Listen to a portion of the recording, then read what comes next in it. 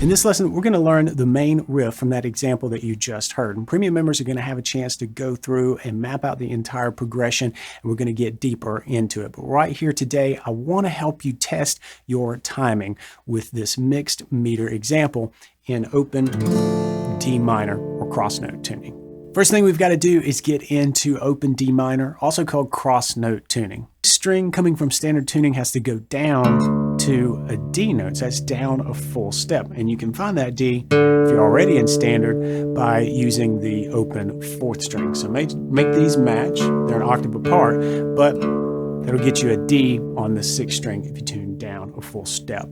The fifth string is A, that's the same as standard tuning. Fourth string, we already know, is D, same as standard tuning. And then the third string is F. And this is a key note when it comes to this particular tuning. And you can get there by playing the third fret on the fourth string and making these two strings match. You're going to have to lower your third string from G down to F. And this is your reference pitch here.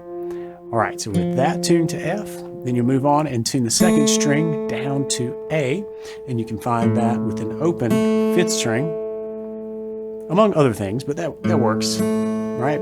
And then also you tune down the sixth string down to D. You can use the open fourth string as your pitch there. So from low to high, we have D, A, D, F, A, and then D. And if you strum across all six strings, you get a big open D minor chord.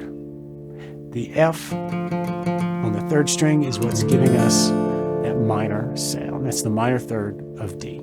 All right, now that we're in cross note tuning, let's take a look at the riff. We'll map it out on the fretboard, get things nice and bluesy sounding, but then we're going to dig into the timing.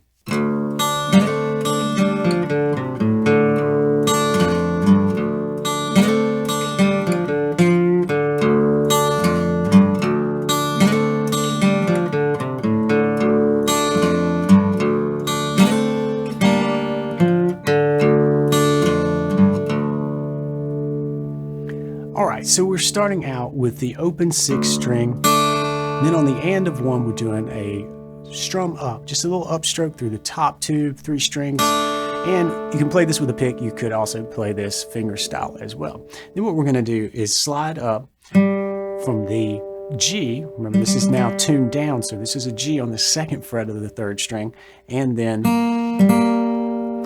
our B flat on the first fret of the second string. I'm going to take these two notes, this little shape, and slide up 2 frets. So I'm at 4 and 3 on these strings.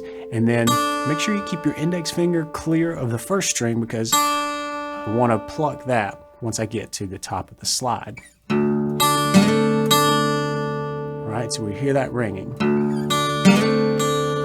But then shift this shape back down, and we're going to play this triplet, right? We're going to play the second fret on the third string, and then that F on the fourth string, third fret, followed by the open fourth string.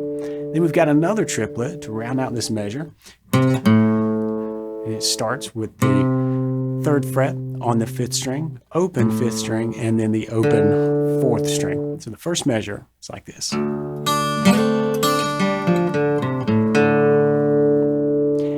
Change that a little bit as we move through the riff, and I'll leave some of that for you to explore and come up with your own little variations that fit within this measure.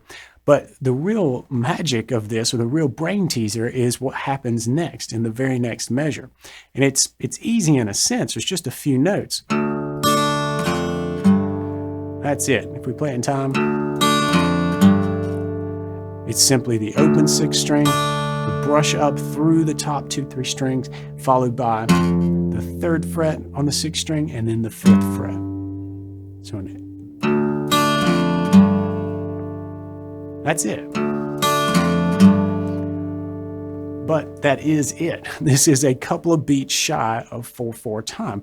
The first measure was played in 4/4 time. 1 and 2 and 3 triplet, 4 triplet, 1 and 2 and 1 and 2 and 3 triplet, 4 and 1 and 2 and Notice that I counted to 4 and then 2. 4 and then 2 in that. I simply just loop this, and I did throw in one of those little variations for that little tag ending, the last beat of our first measure of the riff. But we're switching between 4/4 and 2/4 here. 1 and 2 and 3 triplet, 4 triplet, 1 and 2 and 1 and 2 and 3 triplet, 4 and 1 and 2 and 1. You could definitely count this as 3 separate measures of 2/4. You're going to get the same space of time, but I definitely feel this as 4/4, the same way I would when I'm playing a normal blues that just is in 4/4 the whole way through. That means this next measure is in 2/4, and it's just chopped off, right? And I think that the way to approach this is that 2/4 measure, that mixed meter where we swap in another time signature, really helps to give that riff a chance to breathe. If we don't do it and we just loop over 4/4, this is what we get.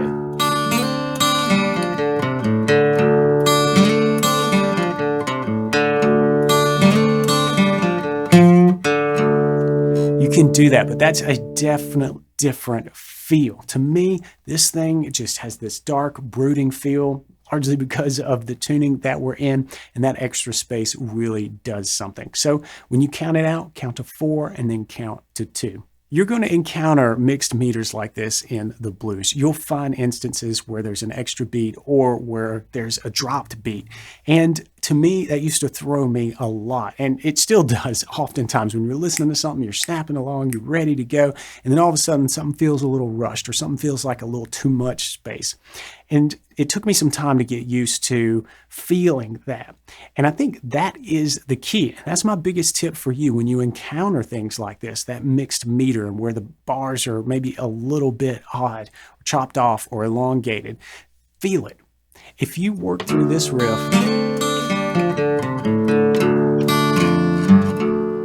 and feel that as a complete statement, the complete riff, and then you're ready to start over again, it becomes easier. It becomes a part and not something that you're looking at on a page, right? But it takes a while to be able to feel that. And for me, the way to do that, the training wheels to kind of get you to feeling it a little bit more comfortably, is to count out. So when you're working on a piece like this, count 1 and 2 and 3 triplet, 4 triplet, 1 and 2 and 1 and 2, and so on, right?